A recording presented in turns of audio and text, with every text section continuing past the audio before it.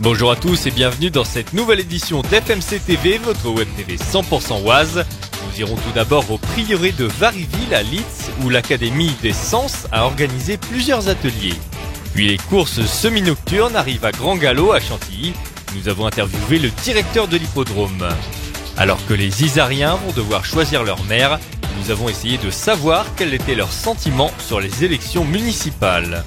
Et à Creil, une nouvelle école dédiée à l'apprentissage du code verra bientôt le jour. Enfin, un cinéma éphémère a été mis en place pour les jeunes patients de l'hôpital de Compiègne-Noyon. Nous y étions. Récemment, le cadre verdoyant du prieuré de Variville, dans la commune de Leeds, a accueilli des ateliers réservés à la découverte des 5 sens et mis en place par l'Académie des Sens. Le but pour les différents participants, récolter des indices afin de venir à bout d'une énigme. Mais détail important, c'est la transmission qui était au cœur de cette animation. Les enfants doivent découvrir les beautés du monde. Ils doivent découvrir les empreintes de notre vie, de tout ce qui fait que nous sommes ce que nous sommes. Donc par les 5 sens, nous avons 5 radars, il faut savoir les utiliser. On leur apprend à les utiliser au mieux de nos personnes et des talents qui sont avec nous, puisqu'aujourd'hui vous avez 5 artistes, 5 talents qui sont là pour leur démontrer que la transmission est importante. On va leur donner ce que nous avons appris, c'est une expérience qu'on transmet. Parmi tous les artistes chargés de matérialiser des ateliers destinés aux 5 sens figurait Azad, un artiste isarien.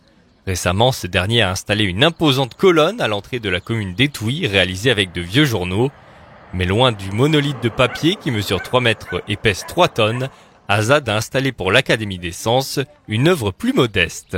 L'installation que vous voyez, c'est donc une prison, une prison de papier, de prospectus, de journaux. C'est du recyclage. Mais l'idée est que, au lieu de couper les arbres comme ça, mais pour faire du papier puis pour les mettre à la poubelle après, ne coupez pas les arbres, sinon on va les mettre en prison. Ces animations organisées par l'Académie des Sens ont permis aux jeunes de prendre conscience de leurs différents sens de manière ludique, mais l'association ne compte pas s'arrêter en si bon chemin.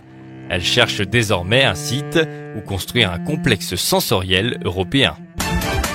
À Chantilly comme dans l'Oise, le printemps est bien là et les nouveautés hippiques aussi. Cette année, l'hippodrome de la capitale du cheval s'apprête à accueillir des courses inédites appelées courses semi-nocturnes. Le principe, des courses de chevaux aux horaires décalés pour coller à l'emploi du temps des spectateurs actifs. Les courses démarrent vers 16h. Départ la première vers 16h30 et l'idée c'est d'avoir en gros donc une course toutes les demi-heures jusqu'à peu près 20h50 quoi. Ça permet aux gens de venir aux courses après le travail. C'est donc une plage horaire qui était libre et qui nous intéresse pour le public, pour faire venir du public sur les hippodromes. Et France Gallo, la société qui gère l'hippodrome, sait bien que les fans de course hippique ne sont pas les seuls à être intéressés par l'univers des chevaux et de leurs cavaliers. Une journée de portes ouvertes a donc été prévue afin de convier un public large.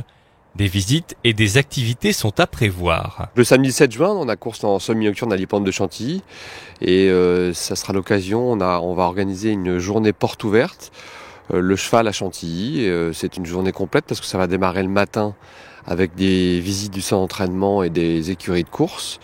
Et sur l'hippodrome, on va faire un circuit découverte pour le public, découvrir le monde des courses, ses coulisses, ses métiers, ses différentes activités et permettre au public de découvrir tout ça. Et le soir, on clôturera la journée de course avec la projection d'un film qui s'appelle Le Cheval de guerre de Spielberg. En attendant cette journée très spéciale, des dates sont déjà définies concernant les courses de chevaux en semi-nocturne.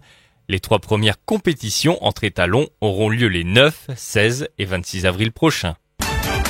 À l'occasion des élections municipales, les Isariens sont appelés aux urnes à une semaine d'intervalle pour élire leur maire. Est-ce important pour vous de voter? Les affaires politiques auront-elles un impact sur votre choix? On écoute vos réponses. C'est important quand même de connaître nos dirigeants et puis Est-ce que les différentes affaires politiques qu'on entend dans beaucoup de médias, ça va avoir une influence sur votre vote? Non, pas du tout. Non, c'est une liste apolitique et puis qu'on connaît bien. On connaît très bien tous les membres du conseil. Non, on a confiance.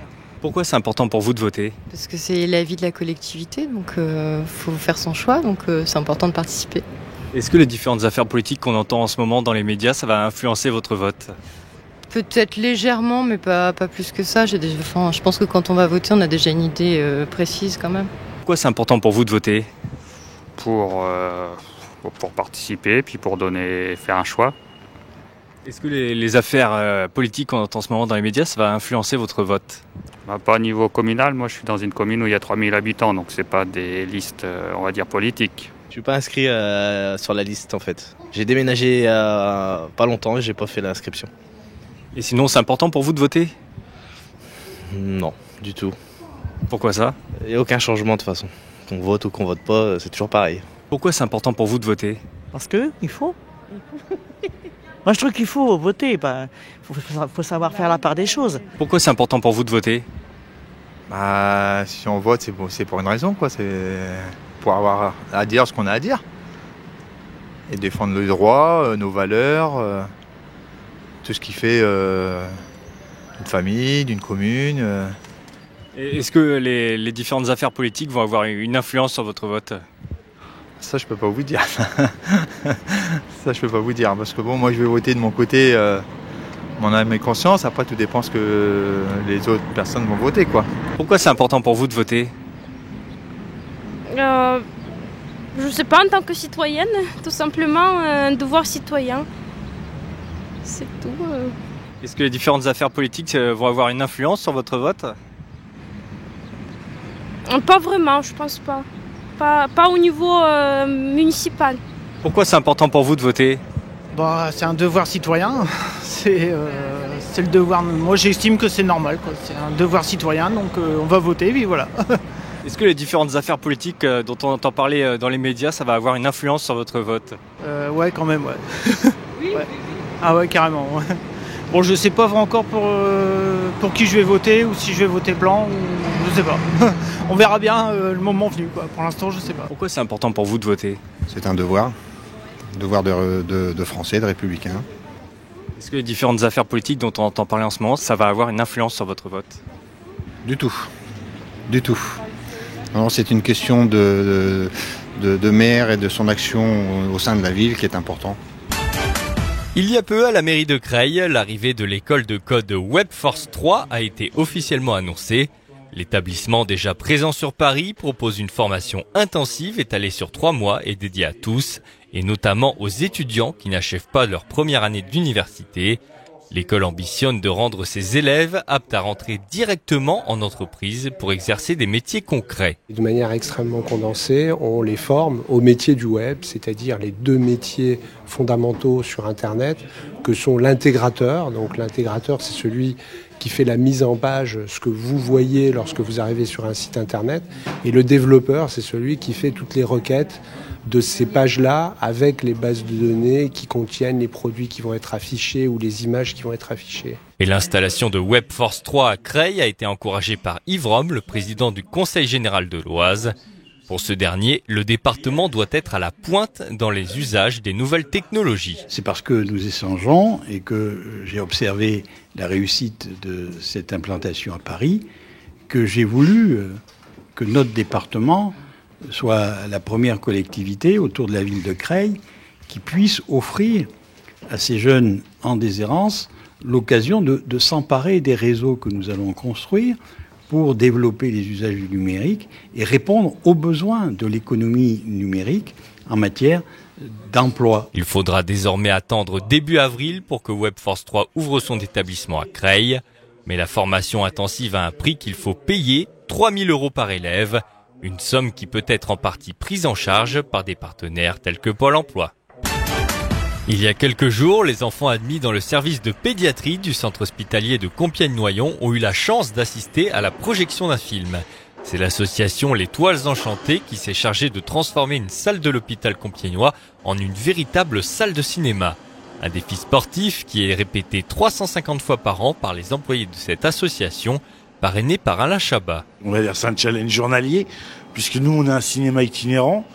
Donc tous les jours on se déplace avec un projecteur de cinéma comme ce qu'il y a dans les salles et un écran adaptable, on va dire. Donc c'était pas plus un challenge que hier et que demain.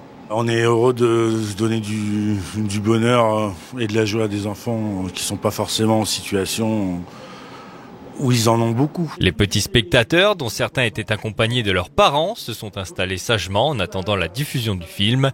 Même si pour certains, les signes qui rappellent l'hôpital ne sont jamais bien loin, l'important est pour les jeunes patients d'oublier quelques instants leur hospitalisation. On a quelques enfants là hospitalisés 2 jours ou hospitalisés à plus ou moins long terme qui sont présents et qui étaient impatients de venir. Faciliter peut-être pas, mais participer à dédramatiser aussi l'hospitalisation, c'est un plus, c'est toujours un plus. Toutes les actions qui peuvent être menées comme ça autour d'une hospitalisation, c'est toujours un plus pour les enfants de toute façon. Donc c'est génial pour eux. Après la projection du film, l'association Les Toiles Enchantées a replié son cinéma pour partir égayer la vie d'autres enfants. Pour ceux étant soignés au centre hospitalier de Compiègne-Noyon, la fin du film ne sonnait pas la fin des animations pour autant. En effet, une visite de clown était prévue quelques jours plus tard. Ainsi se termine cette édition d'FMC TV. Merci de l'avoir suivi. N'oubliez pas de cliquer sur www.fmcradio.fr pour tout savoir de l'actu dans l'Oise.